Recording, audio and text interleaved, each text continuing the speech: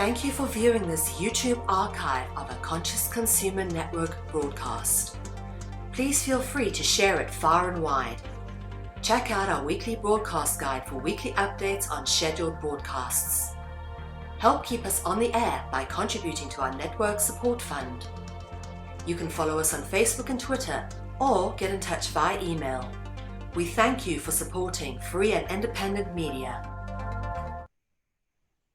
Good evening, ladies and gentlemen. This is the Minority of One report of November 29, 2015. Oh, how the year is flying past. Anyway, I have a beautiful guest for you today again, and that is Ross Pelton. Welcome, Ross. Hello, it's nice to be with you and your audience. Thank you for having me. Well, you are an amazing person, I would say, because you have done some beautiful books, and you bring together things and you explain things very clearly. And being a pharmacist, you are a natural pharmacist, and that is the name of your website, thenaturalpharmacist.net. That's correct. And it's great to have a look around there. You have a blog with very intriguing titles. I haven't been able to read them all, but you have had some mileage in this world, I would say. And that's true. A lifelong worth of experience in the health field. Yes, I can see that. And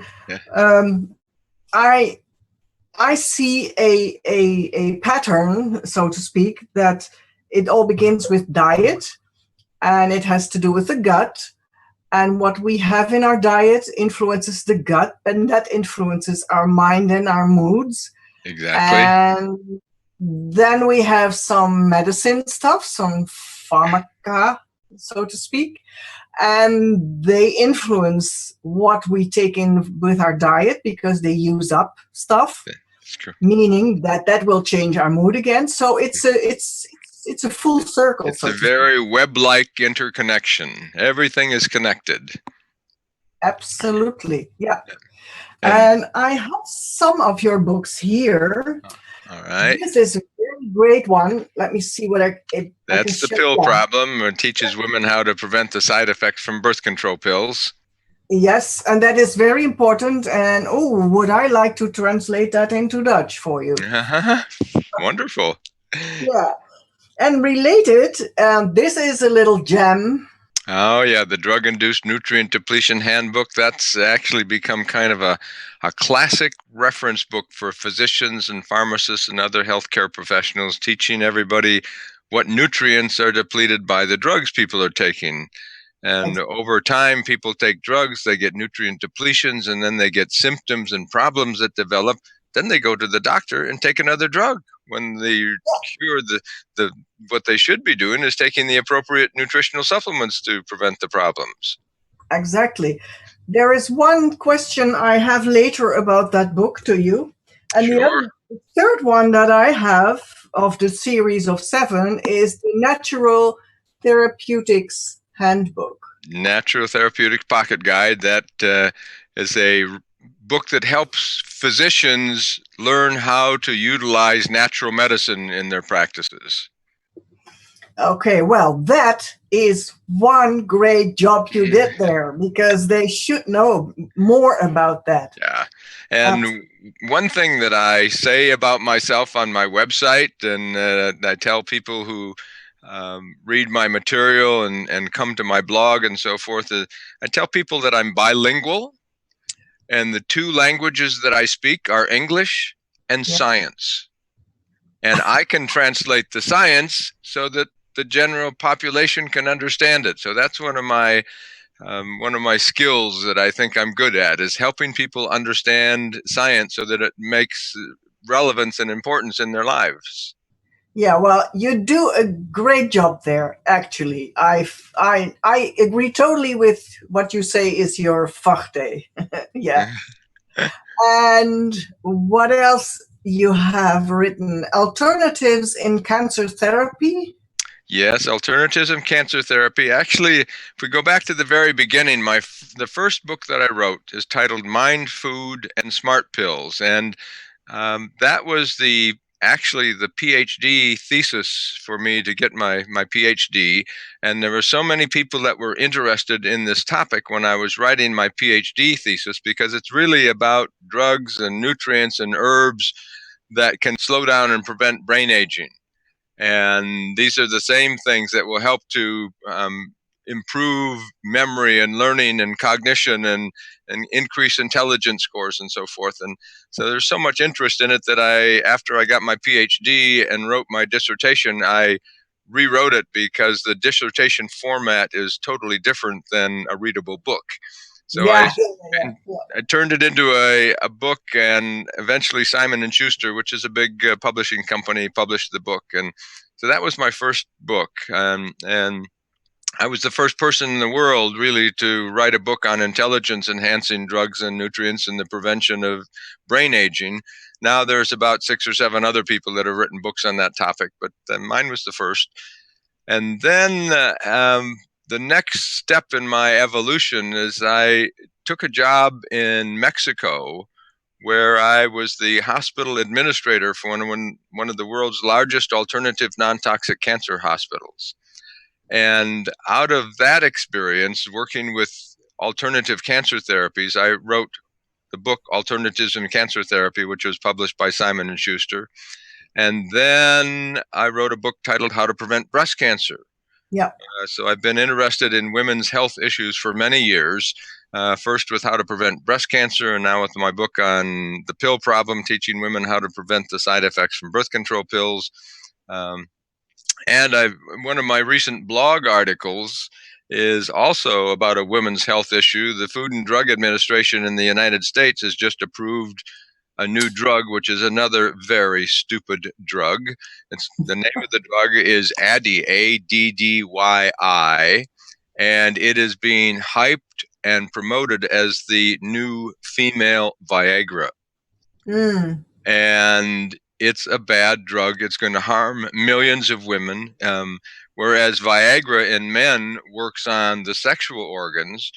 The female Viagra does not work on the sexual organs. It's just another antidepressant that works on the brain, and antidepressants have so many horrible side effects. Yep. This is bound to cause problems also. Yeah.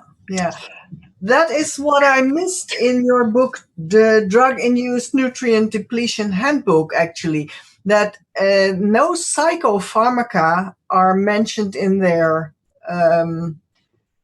What they are depleting, and they are depleting a lot of stuff. Yes, exactly. But it's not mentioned in that book. Is there a reason for that? The reason that the drug companies don't mention it, or? No, that you don't mention in your book. If I go to a psychopharmacum, then I don't see that there is anything listed, or I don't know. That's a good point to bring up, and I'll explain that. Yes.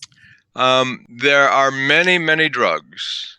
Well, first of all, let me start out by saying I think that probably almost all drugs cause nutrient depletions, because probably 95% of drugs are foreign chemicals to the human body.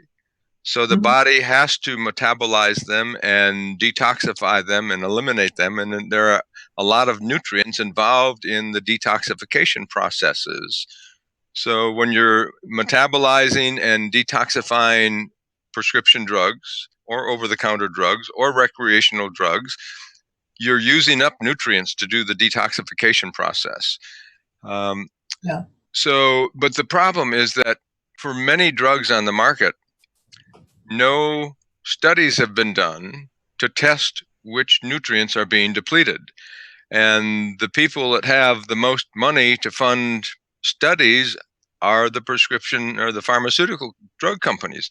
But they're not going to spend their money to do a study that tells you and me that their drug is depleting nutrients. So many times studies just don't get done. And a lot of the studies that are conducted are self-funded by a savvy, alert physician who notices that 4 or 5 or 6 or 10 of his or her patients who are taking the same drug are starting to complain about the same or similar side effects.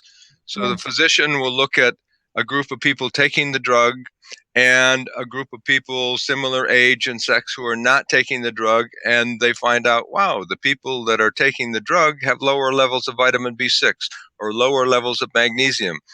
So they report this, and we have a study, a small clinical trial reporting several nutrients are depleted by a drug, but there's no mechanism of action. They don't have the funding and the science to really study why it's happening, but they report an observational study saying people take this drug, have lower levels of certain nutrients, and that potentially causes certain health problems.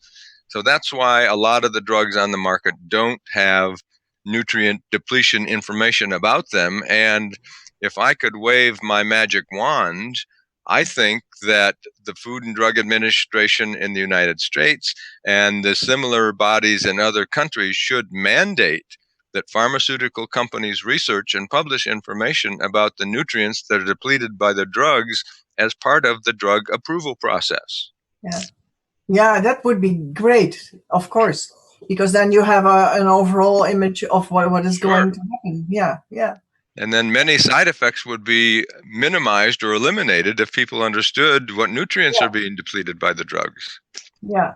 And often it is that drugs are causing the events that you take the drug against. Exactly. And many times the side effects for a drug are very similar or the same as the thing that the drug is supposed to be curing. Yeah. That is always amazing. It's crazy. Yeah. And I guess one of my main philosophies is that natural medicine should always be tried first, and that drugs should be a last resort, drugs and radiation and surgery and so forth. But the medical profession makes money off drugs, and so they make that the first line of approach. Yes, I agree totally with you. Yes, absolutely.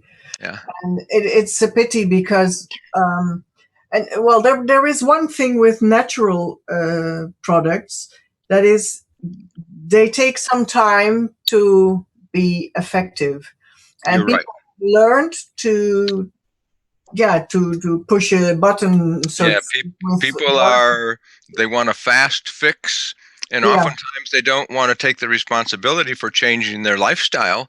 They just give me something to fix the problem. I don't want to have to start to exercise or start to have to eat correctly. I rely on fast foods and junk food because I don't have time, and so that's what happens to a lot of people. Yeah. So could you tell us some more about the how you say that, the pill problem book, the side effects that are depleted by oral contraceptives? Yes. Well, when I first wrote the Drug-induced Nutrient Depletion Handbook, I was astounded when I learned that oral contraceptives deplete more nutrients than any other class of commonly prescribed drugs. That's quite a lot. That's what made me realize this is really an important topic. And because I have been a pharmacist for many decades, I realize that more women than men take antidepressants, and more women than men have sleep problems. And it now makes sense, because if we're giving millions and millions of women birth control pills, which are depleting nutrients that increase the likelihood that you'll become depressed or you'll have sleep problems and various types of health issues, we start to understand why this happens. And so that's one of the reasons I've become such a supporter and such a champion of women's health issues, trying to get women educated about how they can take personal responsibility and improve their health and hopefully prevent a lot of these side effects. Yes, well, it's great that you do that, because I really salute you for that, because women also, I see they have no awareness about what they are doing to themselves with these contraception pills. And just the other day, I was staying with a friend, and her daughter started on a contraception pill. He's complaining about being tired. Yeah, right. So Sure, that's you'll be tired because birth yeah. control pills deplete folic acid, which is Mhm. required for energy production, and vitamin B12, which is required for energy production, and magnesium, which is required for energy production, and coenzyme Q10, which is required for energy production, and selenium, which is required for your thyroid hormones, which regulate your metabolism and your energy. So all of these things are depleted by Mhm. oral contraceptives, and just one of them being depleted can deplete your energy. But if people are eating only a marginally good diet and aren't taking appropriate nutritional supplements, they're likely to have 3 or 4 of these nutrients depleted, and you will be low on energy. So, Yeah, yep, it will work. big issue. Yeah, and another thing, a connection that I made, I wrote a book on the HPV vaccines, the human papillomavirus vaccines, Yeah. so-called against the vaccines against cervical cancer. And when I found in your book what the contraception pill is depleting, I noticed that folic acid and a couple of the other nutrients are necessary for a healthy cervix, but also are necessary for a healthy fetus. That's right. So I thought, gosh, is this a coincidence? Yeah, that's So right. I tell women, if you want to have a healthy cervix, see to it that your diet has the folic acid and the vitamin, this, that, and the Yeah. other. And I made a list where to find that in your diet. Good. Normal foodstuffs. Yeah. That's very good. And as long as you just brought up the issue of folic acid, this is a very important topic these days, because the nutritional supplement folic acid is not chemically the same as the folic acid that you get in your fresh foods. Mhm. And now we understand that people that take higher doses of folic acid as a nutritional supplement have higher rates of breast cancer, prostate cancer, and colon cancer. So I'm trying to get everybody to realize they should not take folic acid. You need to take L-methylfolate, which is the active form of folic acid that the body requires. Yeah. And that brings me to a little sidestep. I had a conversation with a orthomolecular ace in Holland, and we had a conversation about the Codex Alimentarius and the European directives for food supplements. And he showed me that what is on the list of nutrients that are allowed in supplements, that the form in which they come are not the natural That's right. formula. Yeah. So that's a very insidious thing. Yeah, I agree with you. Let me make one offer for all of your listeners and the people that follow you. If anybody would like to subscribe to my health newsletter, they can email me at ross, R-O-S-S, at naturalpharmacist.net. My newsletter is called Nutrition News, and I'll send anybody that gets in touch with me a free sample issue of it and get them on my mailing list. Oh, great. Thank you. Sure. Yes. I'm afraid I'm going to be the first. Okay, very good. Yeah, because this sort of detailed knowledge is so important. I mean, I hear people talk about fish oils, and that is the thing to do. But then I found that when mice have a problem with their kidneys, nephritis, then when they take fish oils, the nephritis gets worse. So, well, this is a complicated issue, and there are some studies that show that fish oils can be harmful. And for example, men that take flaxseed oil or fish oil, sometimes there's higher rates of prostate cancer. Fish oils are highly unstable. They will react with oxygen and become rancid, and that becomes a free radical aging problem. So I think a lot of the studies that are showing that fish oils could be problematic are in people who don't understand the importance of higher levels of antioxidant nutrients. If you take things like if you take things like coenzyme Q10 and vitamin E or tocotrienols and vitamin C and these important antioxidant nutrients, you'll protect yourself. Yeah. So again, it's in the combination of things. Exactly. It's a web-like situation. There's a lot of different moving pieces and parts in the whole picture. Yeah. Yes, and what I see is that mainstream doctors have learned to do prescriptions with medicines, with formulas, chemical formulas, but orthomolecular doctors, they basically do the same thing. They work with only one compound or one substance and try to change a whole lot of things, but they are never looking at the whole. Well, that's not my experience. I see orthomolecular physicians and naturopathic physicians as having a much more natural approach, and they use medications far less frequently. And so the naturopathic and the orthomolecular physicians that I come into contact are really health oriented, and they really use natural medicine more frequently. Yes, but what I mean is that they use one substance or one vitamin, so to speak, instead of looking at the whole, looking at the processes in which these substances are involved and what comes with that also. Mm-hmm. Well, maybe we're in touch with different orthomolecular physicians, but the doctors that I'm familiar with do a pretty good job of stressing, don't treat the condition, treat the patient. Individualize the therapy, find out what's unique to that individual and look at their whole lifestyle and their whole big picture and find out what's unique to that person. Because two people with high blood pressure or two people with cardiovascular disease or two people with diabetes might require totally different approaches in order to improve their problems. Yeah, it's always individual. Mm-hmm. Absolutely. That it should be addressed. Yes. Yes, you talk about the depletions and what that does to mood, like depression. Mm-hmm. And we can balance that out with natural substances like supplements and Sure.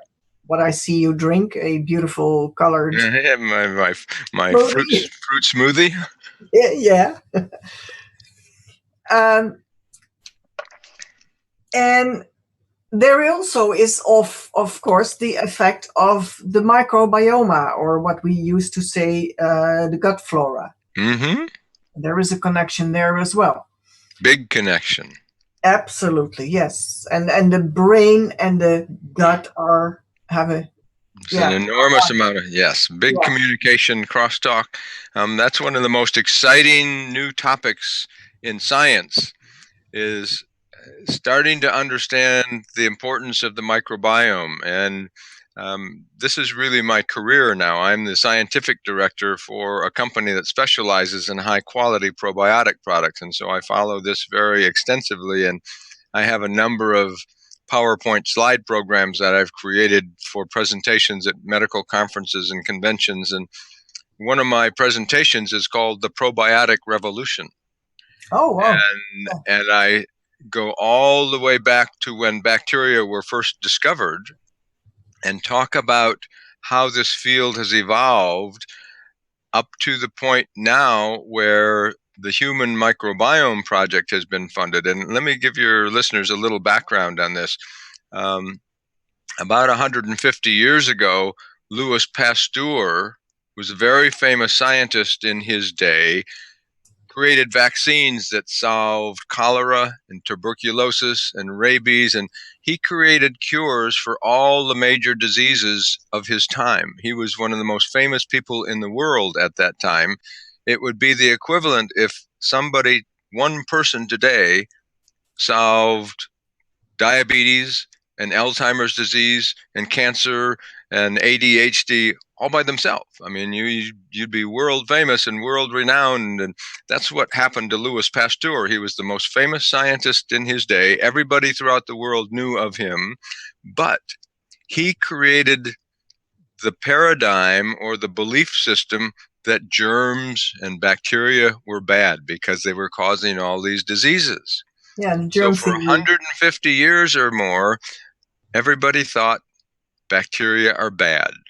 Well, Eli Michnikov was the first doctor that realized that there can be good bacteria. And he actually noticed that Bulgarians seem to live longer and be healthier than most other people. So he created a 36 country survey of elderly people. And he found out that of the 36 countries he surveyed, Bulgaria had more people that lived to 80, 90, and 100 years old than any other country he surveyed. Because Eli Michnikov was a bacteriologist and a microbiologist, he was able to connect the dots and realize that Bulgarians consume fermented milk and dairy products every day of their life. And these fermented milk and dairy products have bacteria that create lactic acid, which creates a slightly acidic condition in your gastrointestinal tract. And Michnikov said it's the bacteria that are helping to detoxify and creating a healthy immune system in the intestinal tract. So Michnikov is the father of probiotics. He's the first person that utilized probiotics therapeutically. But even though Michnikov started understanding the importance of probiotics and healthy bacteria, for 150 years, most people thought bacteria were bad.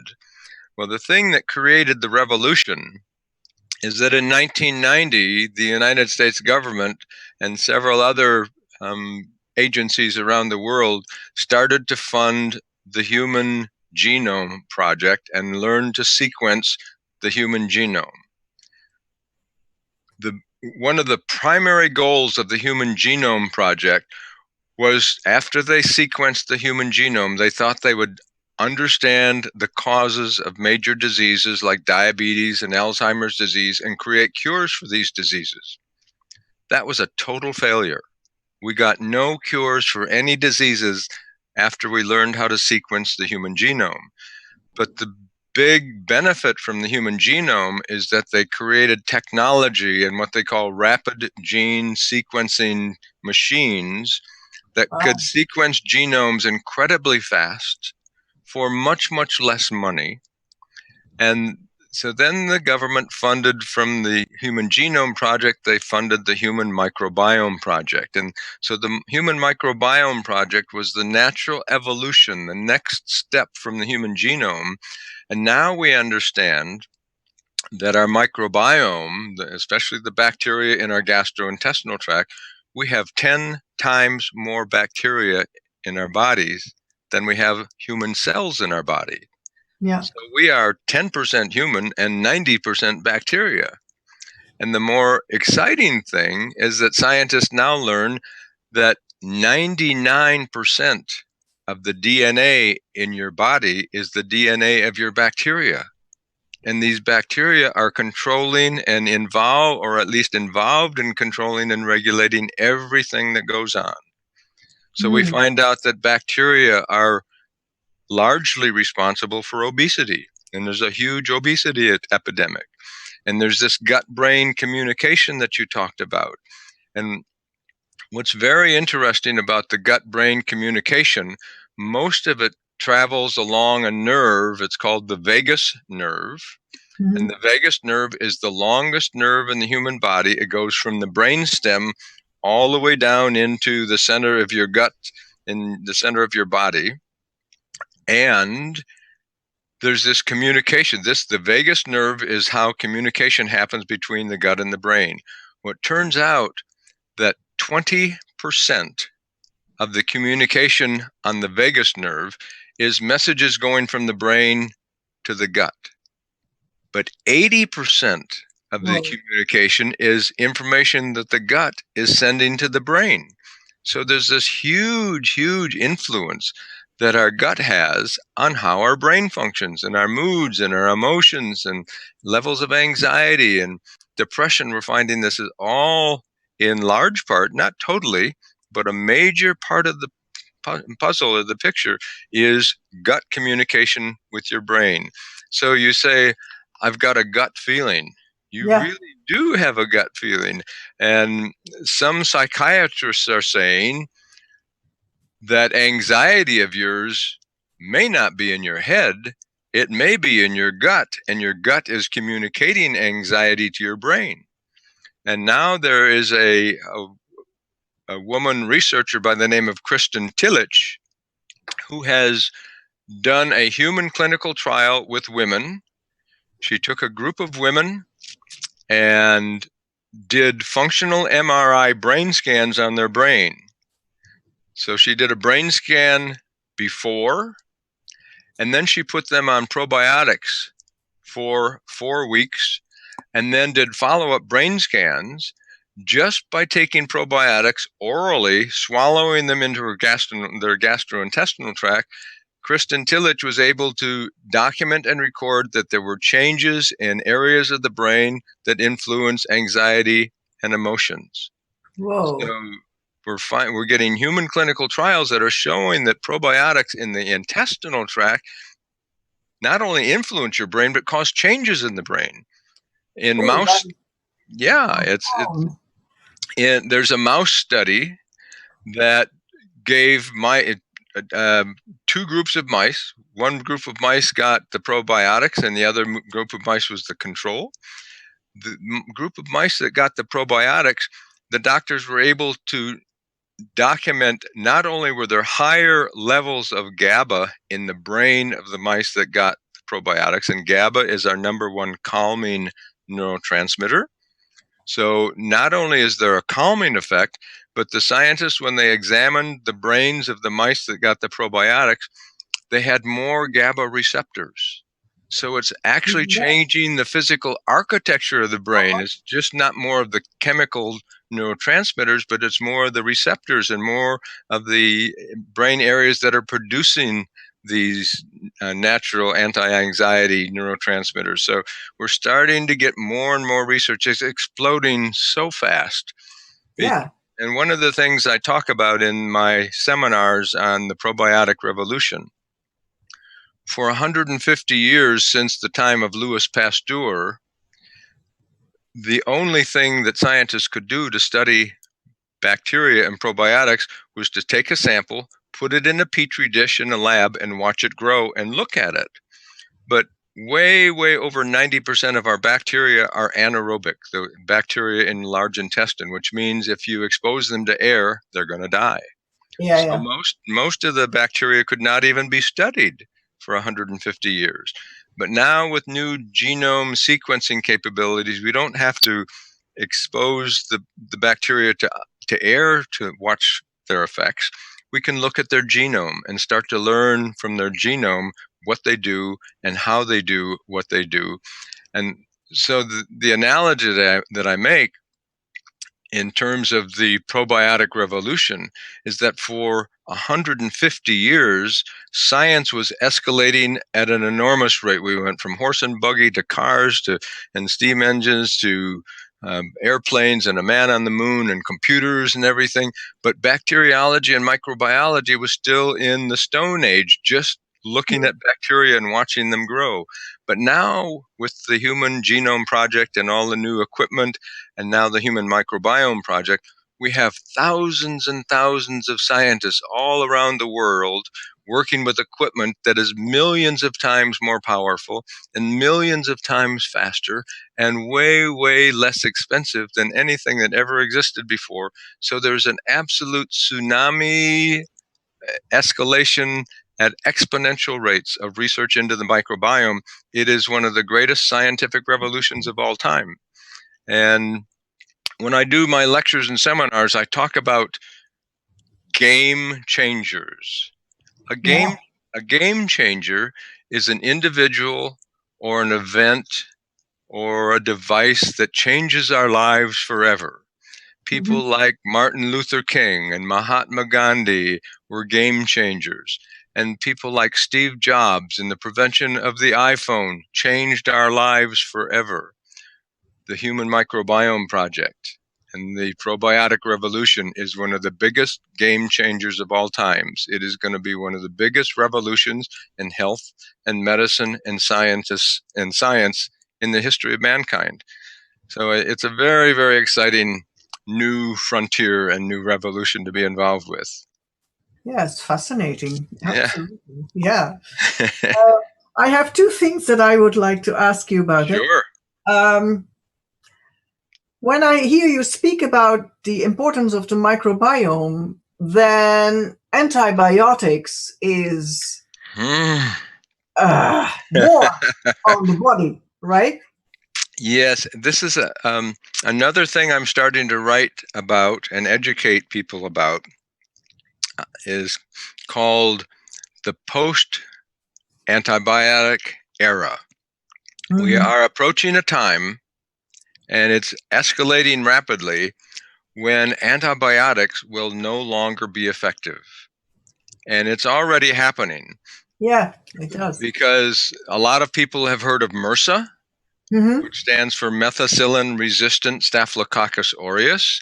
This is a bacterial infection that is a global health crisis because almost no antibiotics are effective against this bacteria anymore. It's become resistant to everything.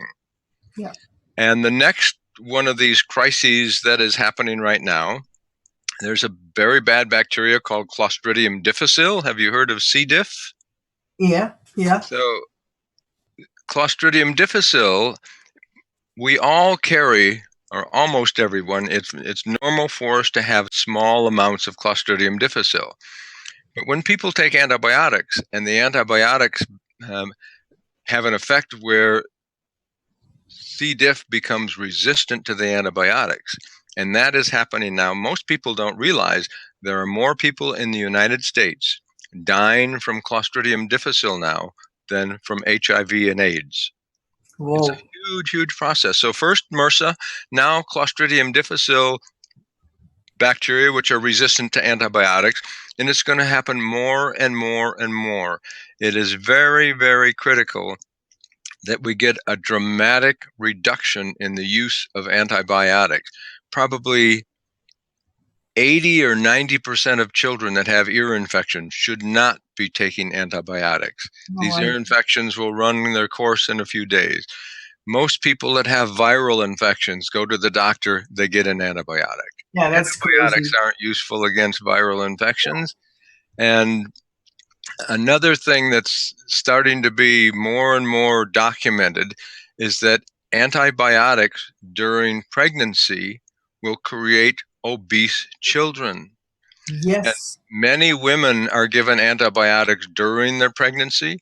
Many children receive antibiotics in their first 1 or 2 years of lives. These antibiotics are ruining the microbiome and creating obesity. And of course, obesity is one of the biggest global health challenges now. So it goes back to the microbiome. Yes, I know these examples. I was witness to a water baby birth. Yeah. And it went beautiful. And then the midwife thought, oh, I haven't been useful here. So you know what? I give this baby vitamin K on a spoon. And this baby went into an anaphylactic shock immediately.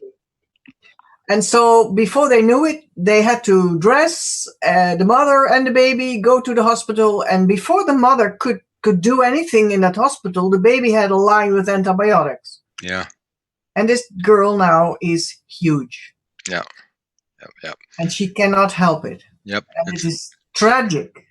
It's a big problem for sure. Yeah. Yeah. And another thing is that from the research that I have done and the people I have spoken with, like Dr. Viera Scheibner, she is a PhD and she is the world expert in vaccination damage. She sees a connection between an immune suppression after vaccination and then the ear infections you're talking about Hmm. hoppa, they come on, and then the antibiotics. So it's a vicious circle that starts right there. Yep, you're absolutely right. Another situation that I am extremely concerned about, and one of the areas I focus on a lot, is depression and anxiety. Yep. The antidepressant drugs and the anti-anxiety drugs are horrible, horrible drugs that not only cause side effects in terms of the normal things people think about. I think they're causing brain damage.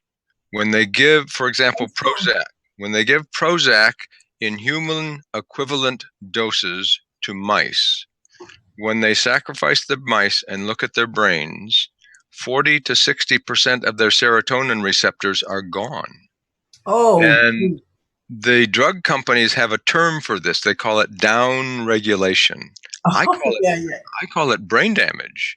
Yeah. And I work with a lot of people advising and helping set up a protocol, teaching them how to gradually reduce their dosages of these medications to get off them, because they're highly addicting. When people try to stop an antidepressant, they go into a rebound depression that's just totally unmanageable. And so they have to go back on the drug. They think they're getting depressed again. They're not getting depressed. It's withdrawal from the drug that they're getting exposed to, and they have to learn how to manage that. It's actually very dangerous to do it Yes, you're right. like that, cold turkey or what. Yeah, it's that is the period that the most suicides happen.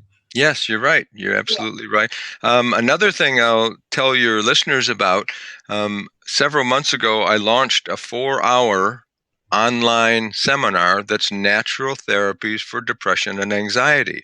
I want people to know that there are natural therapies that are available and effective for depression and anxiety. So I teach a lot about all the options for natural therapies, but I also talk a lot about the side effects of the drugs. And I have a whole section on what I call controversies in psychiatry. And in that section in my seminar, I talk about key thought and opinion leaders like Robert Whitaker, and I've got probably half a dozen different psychiatrists who are suggesting that psychiatry is going down the wrong road. And they're publicizing the problems with psychiatry and the problems with drugs. So it's not just my opinion. I give the thoughts and opinions of some of these key people to show that there's a lot of people out there that are saying this is not only wrong, it's bad for people. It's causing long-term problems. Dangerous. Yeah, I no doubt you mean Peter Breggin also. Mm-hmm. Yeah. So he wrote and, quite some books on that. Talking back to Prozac or something is one of his books. Yeah, the Prozac backlash, and throughout history, people have always gotten depressed. But if you lose a spouse or a loved one, or you lose a job, or you have an accident and get injured, it's common to be depressed for a while. But people would go for 3 or 4 or 6 months and they devolve out of their depression and get back into a meaningful life again. But when people get on these drugs, they're hooked forever. Most people don't get off those drugs. And so instead of having depression being a window of time that people learn how to deal with and move on, they get on these drugs and they're hooked long term. So we're creating a condition where the drugs are causing long-term reliance on these medications. We're medicalizing and creating a new type of depression, which is caused by the drugs. Yeah. It sounds like Soma in Aldous Huxley's Brave New World. Mm-hmm.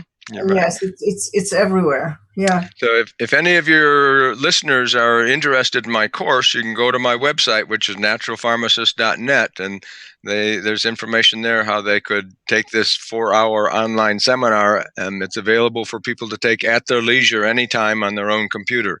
There's 39 different video segments, and people can take them at their leisure whenever they have time.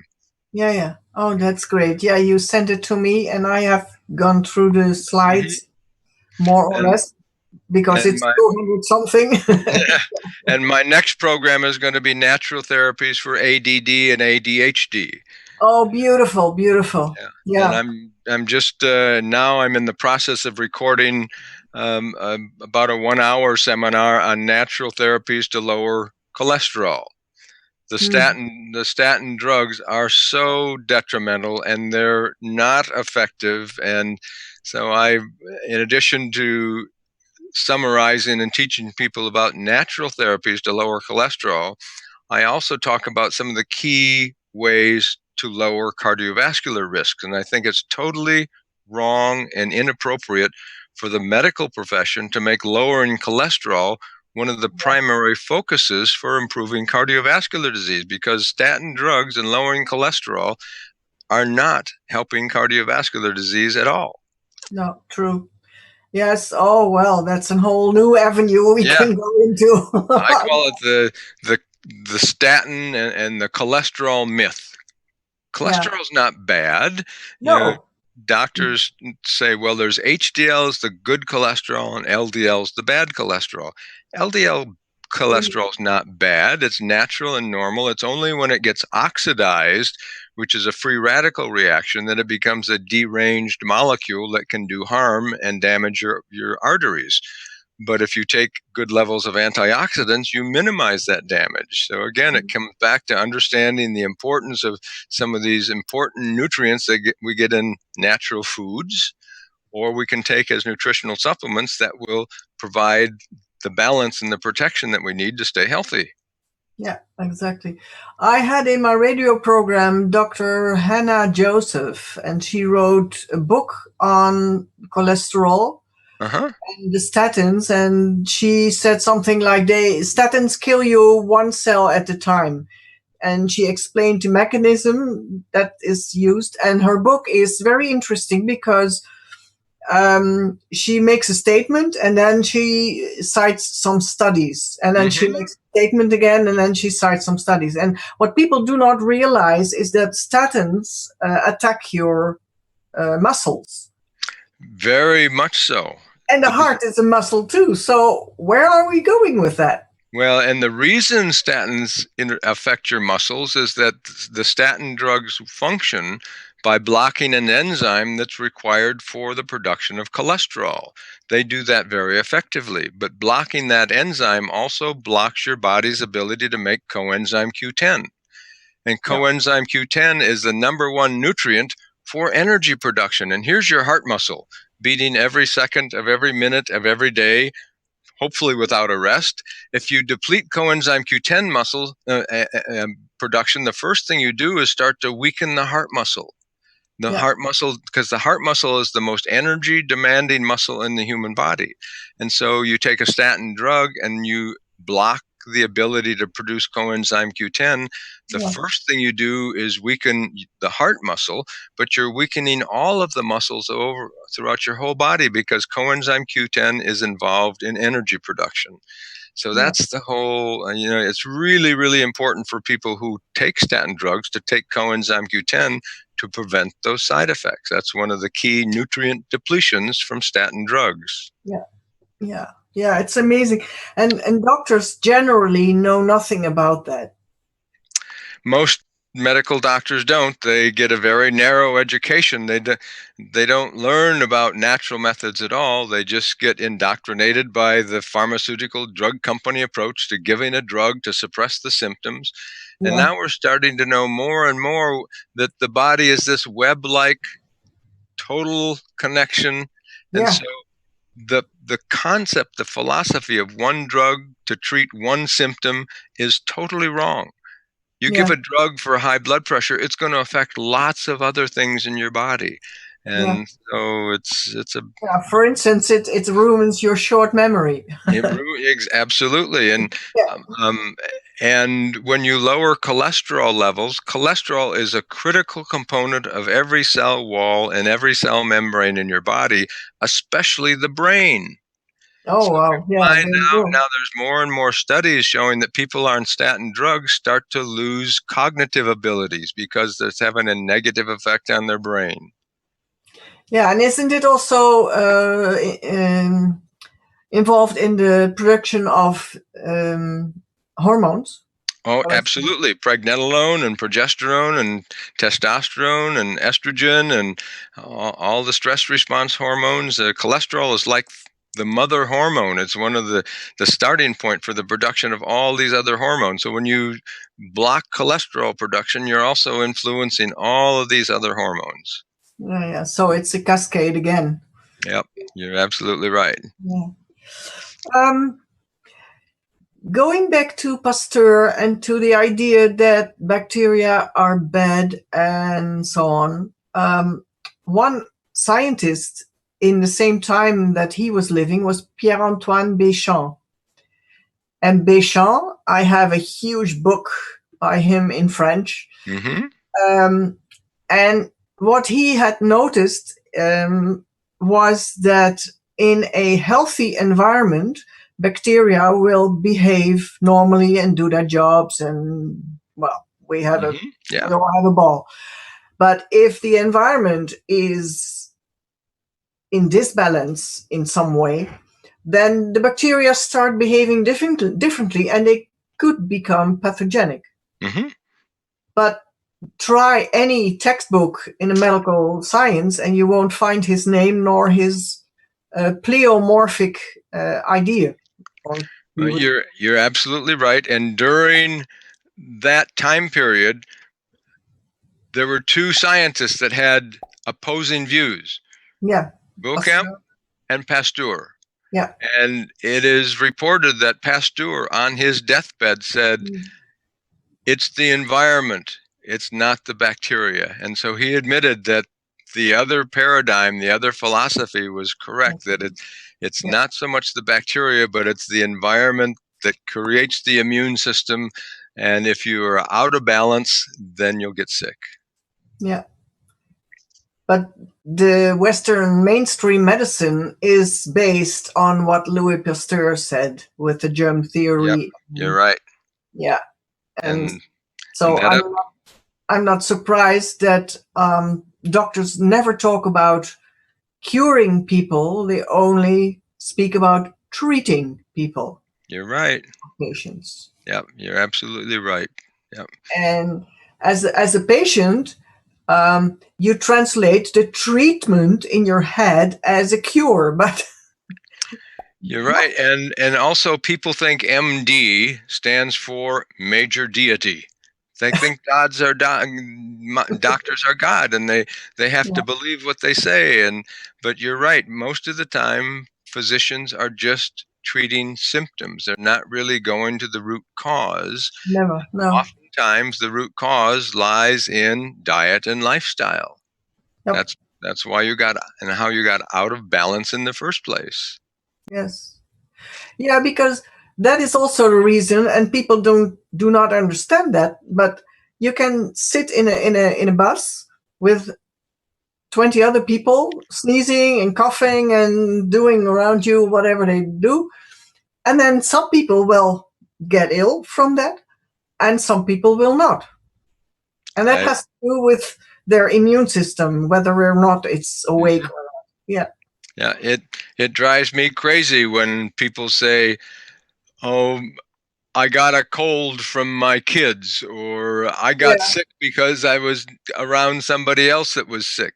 It's your weak immune system that allows you to get sick. It's not the bacteria and the virus is not causing the problem. It's your weak immune system that allows the problem to happen.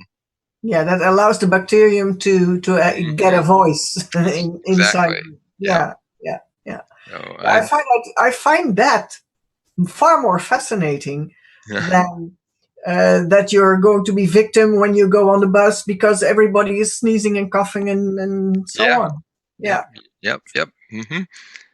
But what I have noticed is that vaccination gives a total immune suppression often. Yeah, vaccinations are another huge topic to get into. Yeah. And I'm not 100% against vaccinations. I think that they have a role, and the discovery of vaccines had a a major influence on suppressing some of the great killer diseases of our time, or of 100 years ago. But they're now totally misused and overused. And by the time children are 18 months old, they've had 30 or 40 vaccinations. And the immune system just can't handle that onslaught.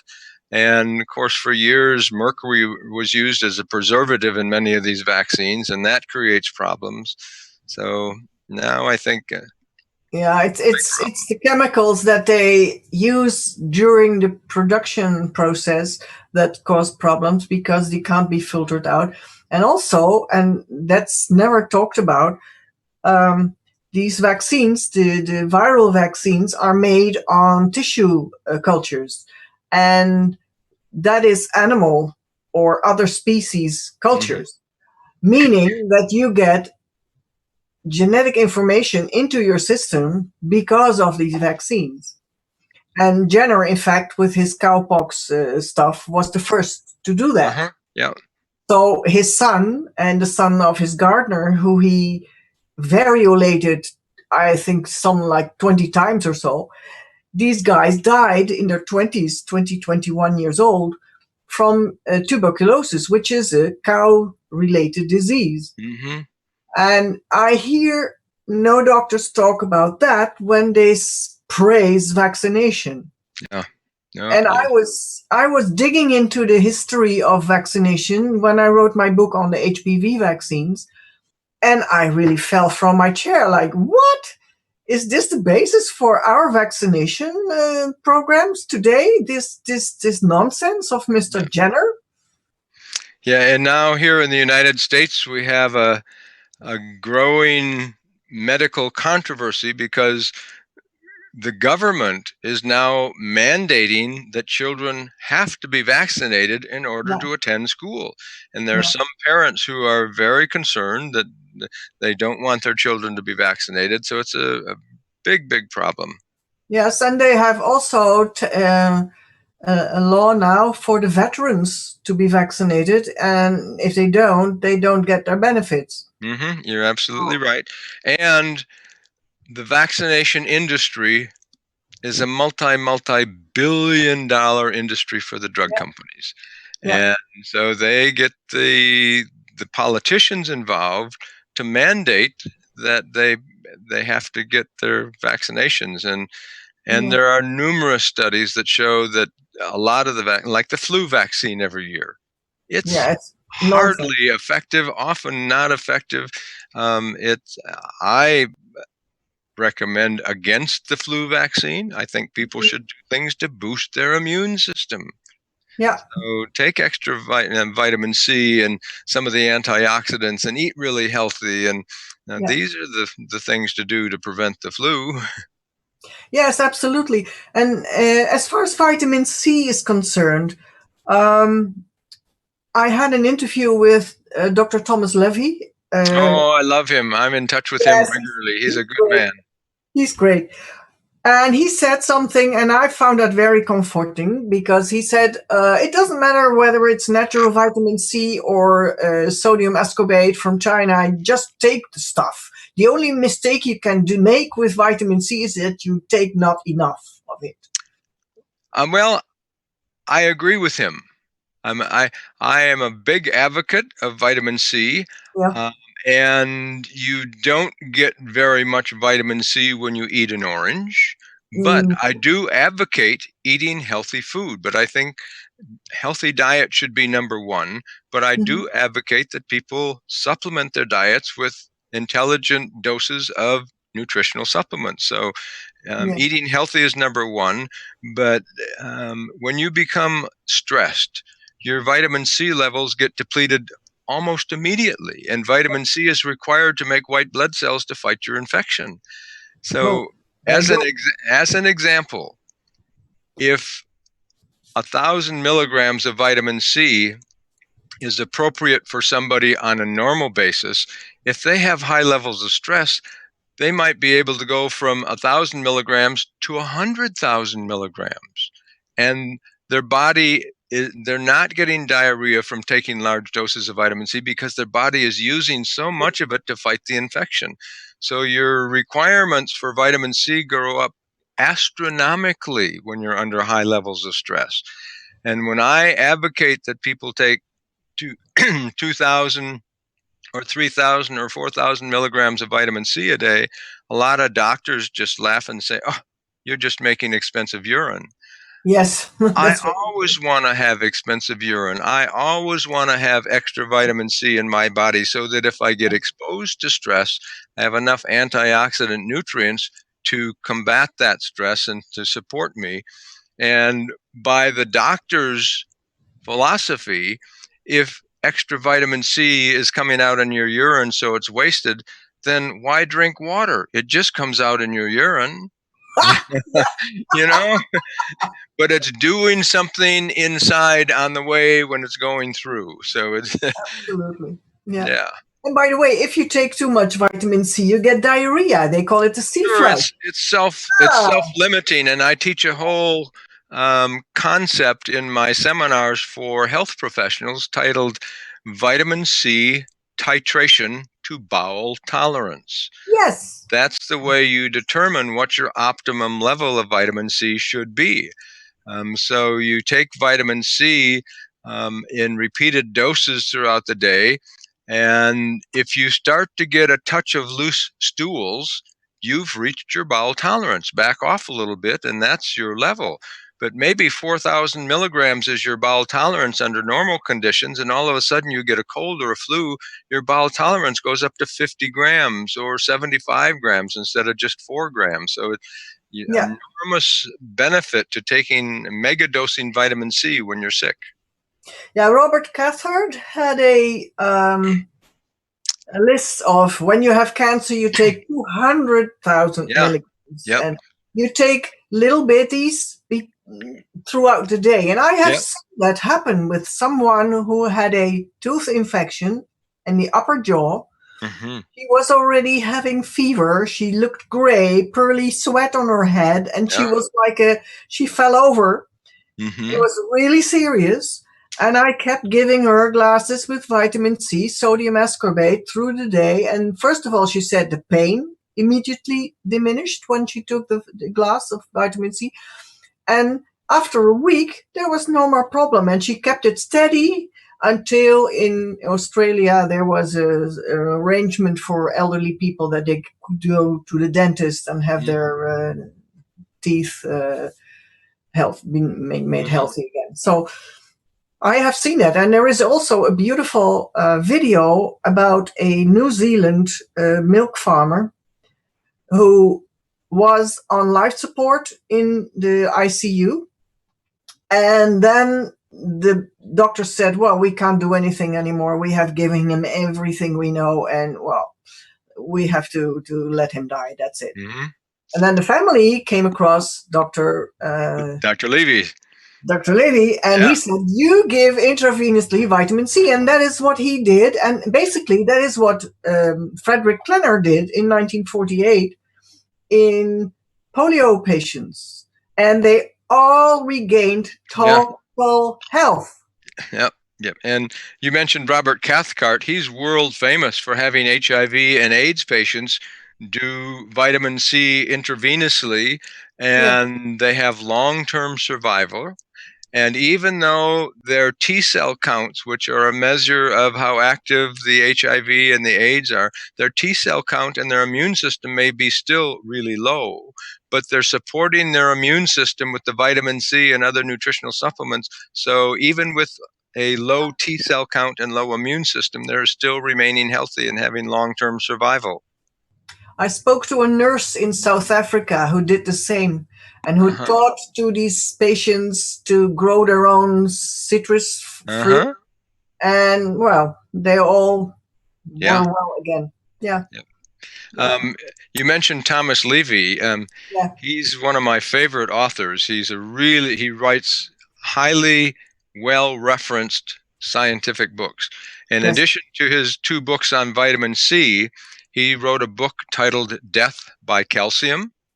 Yes. He teaches people that he thinks that nobody should be taking supplemental calcium. Nobody gets enough magnesium, but when you take in extra calcium, most of it doesn't go into your bones, it goes into your soft tissues and accelerates cardiovascular disease. Yes. And Thomas Levy's latest book, I loved it, called The Toxic Tooth. It's Oh, yes. He all has. about the health problems related to having the root canals done in your teeth, and Yeah. it's a wonderful book, and I try to educate as many people as I can. Do not get root canals, and if you have them, you should probably consider getting it replaced because it's seeding chronic infection in your body.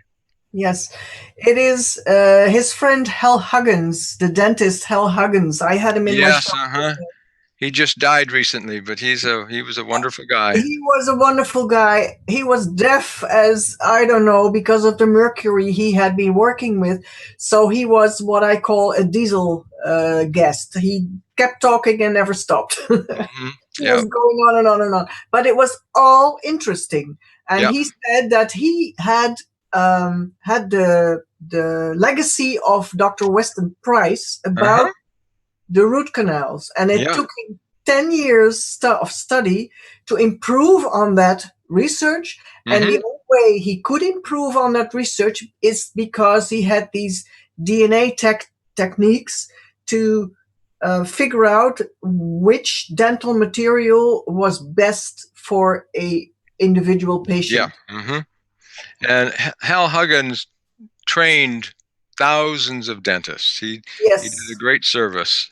Yeah, absolutely. He was he was one of these guys that I thought, oh yes, great to walk this earth.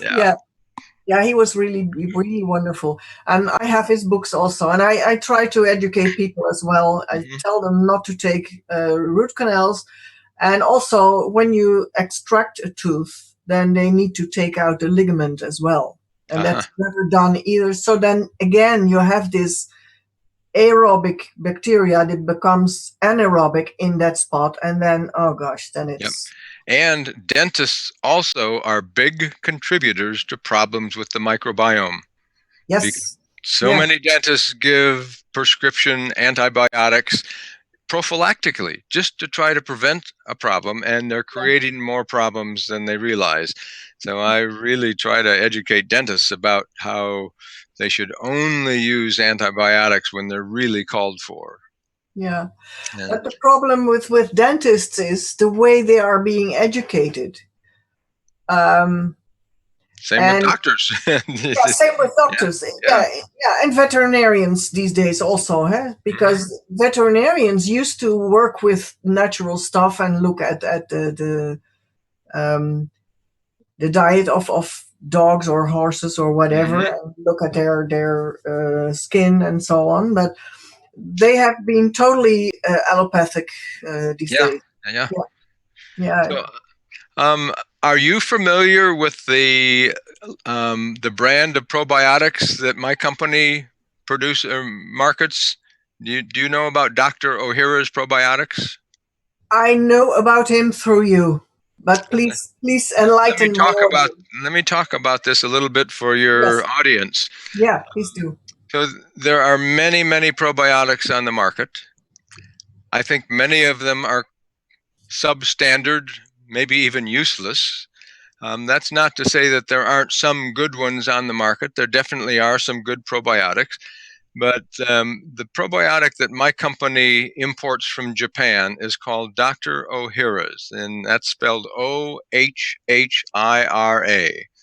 And years ago, Dr. O'Hara was the first scientist to recognize the importance of creating a multi-strain probiotic.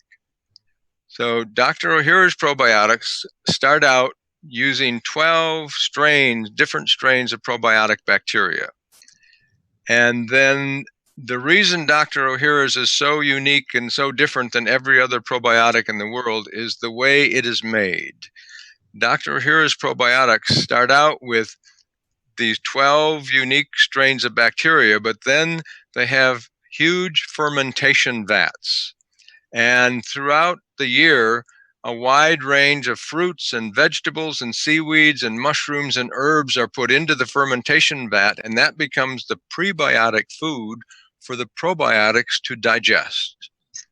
And Dr. Ohhira's probiotics allow the bacteria to grow in these fermentation vats for 3 years. Oh. So it's a long-term process. But during the fermentation process, the bacteria and the metabolism of the bacteria are producing a wide range of vitamins and immune system enhancing components that other probiotics don't begin to produce until they get established in the gastrointestinal tract. So when we encapsulate Dr. Ohhira's, we've got the probiotic bacteria and the prebiotic food supply and a therapeutic loading dose of all of these immune system enhancing components that are so critical. And so Dr. Ohhira's is unlike every other probiotic in the world. And it doesn't need to be refrigerated. It has a patented capsule design where the capsule stays hard in the acidic environment of the stomach, but when it passes into the small intestine, which is a more alkaline pH, it becomes porous and releases the bacteria in the small intestine. Because then they get really where they should be. Exactly. Otherwise, they get ruined by the acid in the stomach. Yes. Yep. And Dr. Ohhira also discovered a strain of bacteria called Enterococcus facialis TH10. We call it TH10 for short. This is a proprietary strain of bacteria that only is found in Dr. Ohhira's probiotics. It's one of the strongest probiotic bacteria that's ever been discovered. It's effective against H. pylori. It's effective against Candida. It's effective against Clostridium difficile. And in cell culture studies, it kills MRSA. Wow. So we've got one of a non-prescription, over-the-counter probiotic that's one of the strongest antibiotics around. It's killing some of the worst bugs that people have. So it's a very, very unique probiotic. And here's a testimonial that I'll share with your listeners. Several months ago, a lady came up to me and she said, "Dr. Ross, I want to tell you my story." She said, "Several months ago, you wrote about Dr. Ohhira's probiotics in your newsletter. So I went to the health food store and I bought Dr. Ohhira's probiotics and I started taking them." She said, "I've had irritable bowel syndrome for over 10 years. In 3 weeks, it's gone." God. So these types of situations are really powerful testimonials. I had another situation where one of the men that's at the gym where I do my workouts, he got a MRSA infection in the nostril of his nose, and his 2-year-old daughter got a MRSA infection on the back of her thigh on her leg. I gave them Dr. Ohhira's probiotics and said, bite the capsule, squeeze the paste out of the capsule, and smear it directly on the MRSA infection. In 2 weeks, it totally cleared them up. Whoa. So those are unique reports. It shows that this Dr. Ohhira's is really something different. And another thing that I'm working on right now, there are 3 clinical trials with Dr. Ohhira's probiotics that show that they increase energy production dramatically. And the 3 trials have to do with athletics and athletic performance. Mm-hmm. And so athletes, men who were track stars on a track team, took Dr. Ohhira's probiotics for 3 weeks. They got a dramatic increase in it's called VO2 max, the amount of oxygen that they can process. And it increased their hemoglobin levels by 8.4%. Now, hemoglobin is what carries oxygen to your cells and tissues. So more hemoglobin, more oxygen delivery, more energy, greater endurance. So there's 2 clinical trials with humans. And in a mouse study, they started out with 4-week-old mice. And one group was the control group, and the other group got Dr. Ohhira's probiotics. And every week for 4 weeks, they had the mice do a forced swimming test to exhaustion. They'd put the mice in a swimming tank, and they had to swim until near drowning. Mm. The mice that got Dr. Ohhira's probiotics swam twice as long. So much greater energy, much delayed onset of fatigue. So Mm. energy is important for everyone, but if you're an athlete, Yeah. this means that you're more likely to be a better competitor and have better times in your competitive athletic events. So I'm starting to lay the groundwork to educate people about Dr. Ohhira's probiotics in terms of higher levels of hemoglobin, better absorption of minerals like iron and magnesium, which are involved in energy production. So better energy and delayed onset of fatigue. Yeah. Yeah, so Well, that's an that product sounds like a 3-in-1. You're right. That's one thing we emphasize, that it's 3-in-1. And another thing I talk about in relationship to probiotics, there's a term called CFU, which stands for colony forming units. It's the way people in the probiotic industry talk about the potency of their product, because CFU simply means the number of live bacteria.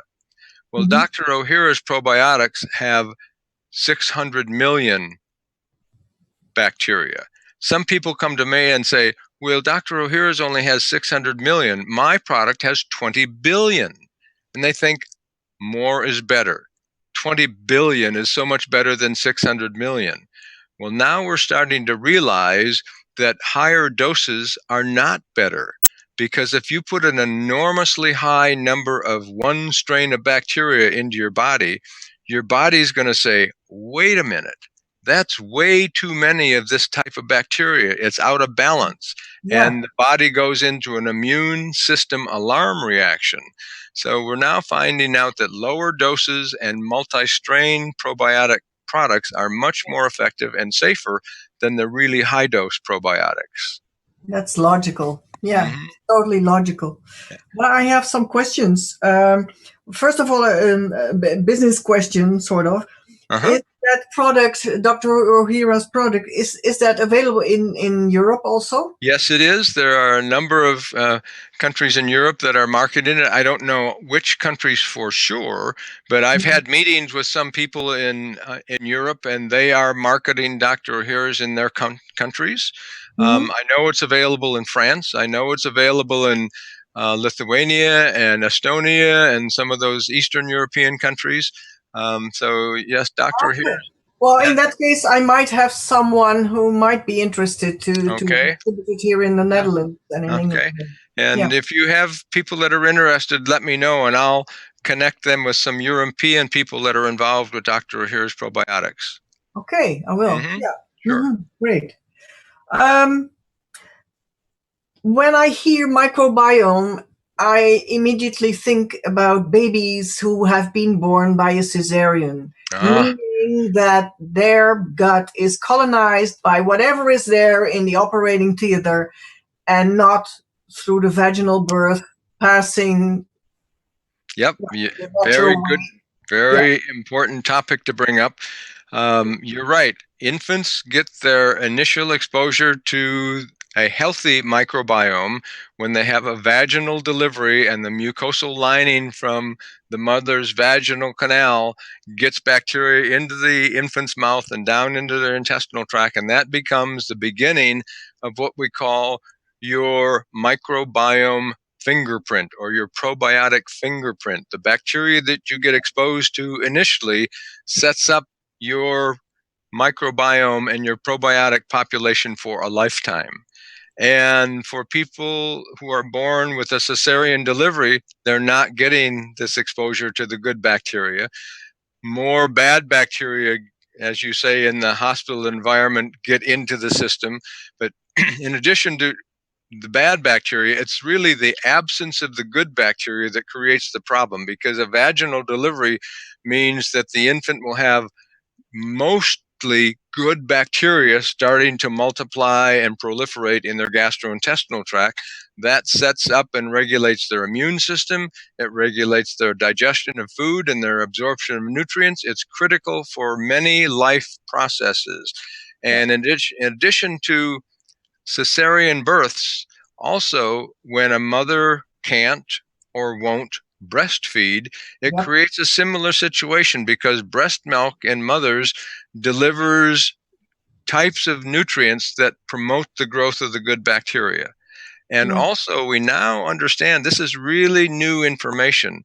We understand that there is a pathway from the mother's gastrointestinal tract through the lymphatic system that delivers probiotic bacteria from the mother's intestinal tract to the breast milk. So the mother is actually giving bacteria to the infant. And so it's really important. I try to educate mothers about how important it is to take Dr. O'Hara's probiotics or some other good quality probiotic during pregnancy so that when the infant is born, they'll be delivering good, healthy probiotics to the infant. And as long as we're on the topic of probiotics, a lot of people tell me, well, I eat yogurt. That is not a good source of probiotics. One of the primary ingredients in most commercial yogurts is sugar, and Yeah. sugar suppresses the immune system and it promotes the growth and bacteria of bad bacteria and of candida yeasts.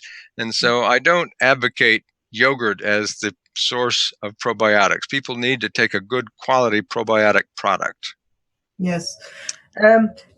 You said it is the probiotic fingerprint that is being created with the vaginal birth. And so when a child has been born by cesarean, and it gets this fingerprint of, a non-correct fingerprint. So to speak. If the child takes these probiotics that you speak about, will that change the microbiome, or will it revert back eventually again? That's a really good question, and nobody has really researched it adequately yet. But here's the way I think, in my opinion, the situation. If the infant goes for 18 months or 2 years after a cesarean section and hasn't been given probiotics, they will have set themselves a microbiome and a probiotic fingerprint that'll probably last them throughout their lifetime. So these people need to take probiotics on a regular basis to keep things to keep it in shape. Yeah. But if a woman has a cesarean birth, my recommendation is immediately in the first day of life, take Dr. O'Hara's probiotic, bite the capsule, squeeze the probiotic paste out on your finger, put it inside your infant's mouth so it'll get down into the gastrointestinal tract. Start getting probiotics into that infant right away. Of course, I advocate Dr. O'Hara's because I think it's the best. But the same with women who, for some reason, can't or don't breastfeed. Make sure you're giving that infant probiotics to try to regulate and shift the microbiome fingerprint into a positive rather than a negative. So throughout adult lifetime, you'll find a range of how people need to use probiotics. Some people have a pretty good microbiome that is sustaining. The good bacteria are predominant and they will grow and reproduce and keep proliferating and maintain a good microbiome. But for people that have not developed this good fingerprint in their earlier years, those people probably need to take probiotics regularly just to keep things from sliding back again. Probiotics are so important. I advocate people really taking them every day. I define it like this. There are really only two types of people that should be taking probiotics. People who have health problems, who want to get better and stay healthy. And the second type of people are people who are already healthy and want to stay healthy. Everybody should be taking probiotics. We talk a lot about insurance. Everybody has health insurance. Probiotics are one of the most important insurance policies that you can invest in. Yeah. Critical for long-term health. Yeah. It is not by coincidence that some animals drag their young through their own poo into the mother's poo after they have been born. It's the same thing. Well, and you're right. There are a number of studies now that document that children that are born and raised on farms have a stronger immune system and far lower incidence of allergies and asthma and so forth, because they build a stronger immune system on a farm where they get exposed to a wide range of bacteria. There's too much of a paranoia about bacteria being bad, and drives me crazy when I see everybody using these hand sanitizers all the time. And Oh, yeah. that's just encouraging the growth of bad bacteria. Yeah. You're getting bacteria that are resistant. Yeah. One of my sons used to taste little stones. And then he would put it out and he would take another. Uh-huh. And I always thought of it like, you're vaccinating yourself in a natural way. Uh-huh. Yeah. Yeah. He was never ill, so Good. must have done something for him. Another thing that I educate people about, or I'm trying to spend more time educating people about, is in diversity is one of the most important concepts in health in terms of the microbiome. Mm-hmm. The wider range of different types of species and strains of bacteria, the healthier you will be. People that have health problems have smaller numbers of diversity, but a lot of bacteria and just several different types. Healthier people have more diverse or many different types of strains and species of bacteria. And so we're finding out that diversity in your microbiome is one of the most important things for health. And the way to get bacterial diversity in your microbiome is to eat a diverse fiber diet. So fiber is the food for your bacteria. So the wider the range of fibers you can eat, different types of colored fruits and vegetables every single day will feed more different types of bacteria and promote the development of a wider diversity in your microbiome. So one of the things I have promoted on my website, I have a YouTube video where I teach people how to make salads.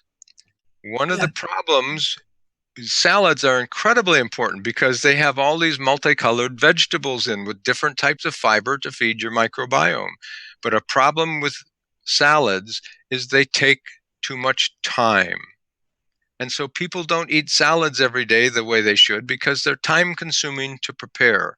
My YouTube video, I teach people how to save an enormous amount of time making salads.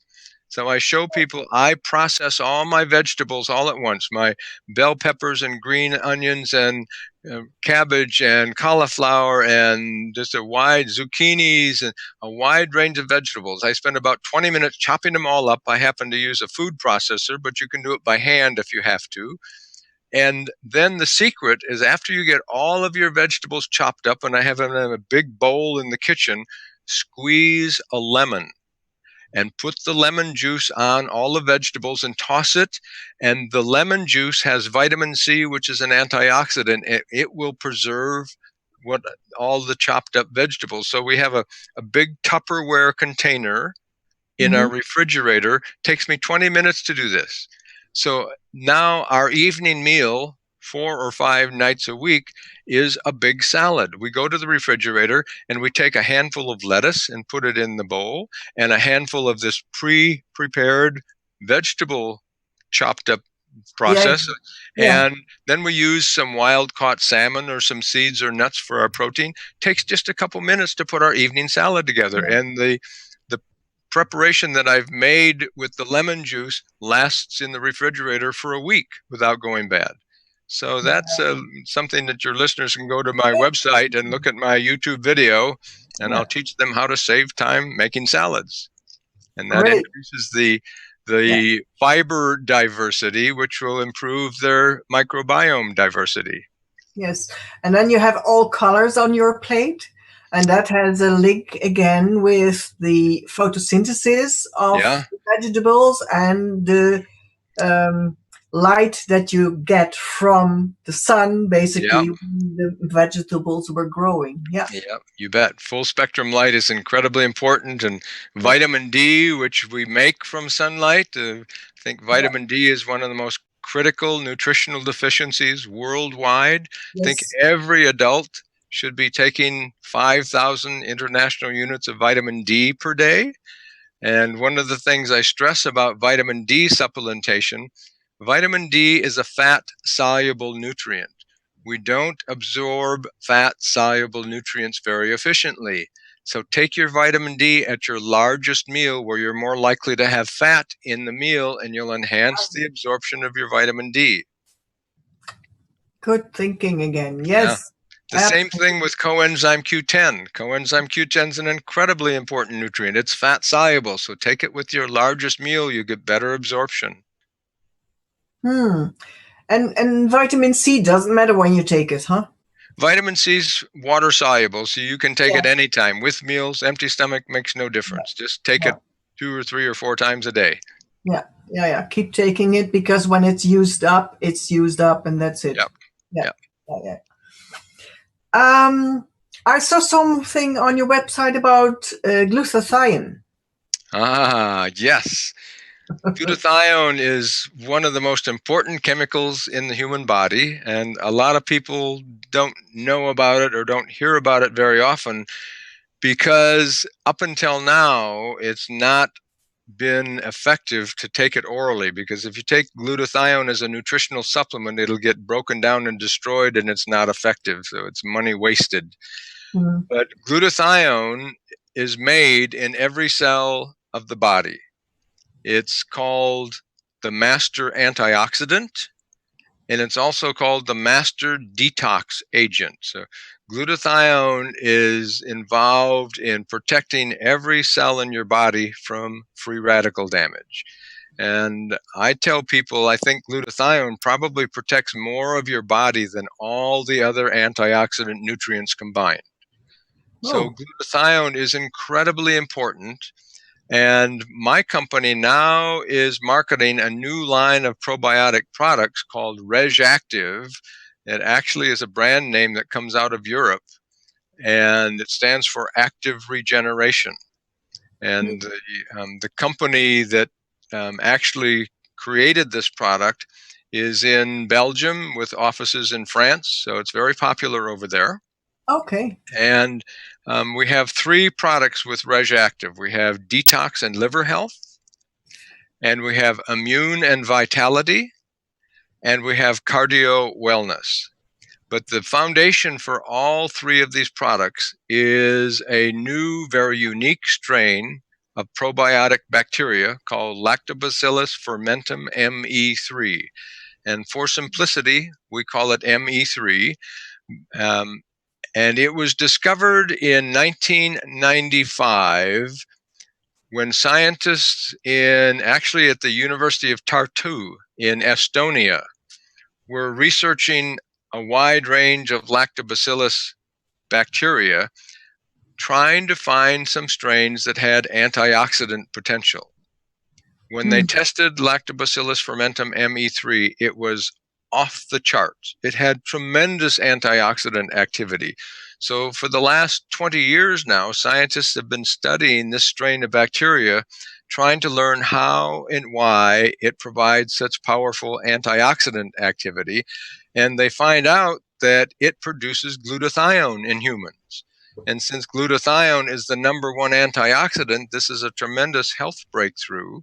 And glutathione is not only an antioxidant itself, it can recycle and regenerate used up vitamin C and used up vitamin E and used up coenzyme Q10 back to their active status.